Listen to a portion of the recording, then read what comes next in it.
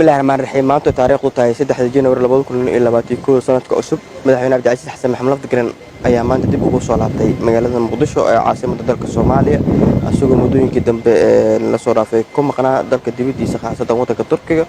sidoo kale madaxweyne Cabdi Casiis markuu soo gaaray caasimadda Muqdisho waxaa garoonka diyaaradaha aadan cadde ku soo dhaweeyay xildhibaano wasiiro ka tirsan dowladda federaalka Soomaaliya iyo dowlad goboleedka Koonfur Galbeed iyo sidoo kale shacabka iyo siyaasiyiintii ku dhaqanaa magaalada Muqdisho madaxweyne Cabdi Casiis Lafdagaran ayaa sidoo kale kulan la qaatay safiirka safaaradda Qatar Turkiga oo runtii shalay dadkii walaalaheen ahaa ee dowladda Turkiga injineeradoodii ku dhaawacmeen kuna dhinteen qaar ka tirsan wadada u dhaxaysa Muqdisho iyo Afgooye madaxweyne Cabdi Casiis Xasan Maxamed Lafdagaran ilaahay ugu bariyay naxariistii inuu ka waraabiyo intii ku dhimatay intii ku dhaawacantayna wuxuu Alle ugu bariyay caafimaad degdeg inuu siiyo sidoo kale wuxuu dhiirigelin siiyay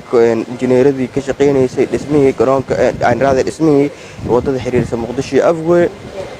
madaxweyne Cabdi Casiis Xasan Maxamed Lafdagaran wuxuu tilmaamay in kooxda nabadgelyada Al-Shabaab aan loo joojin doonin shaqada loo hayo shacabka Soomaaliyeed iyo deegaanada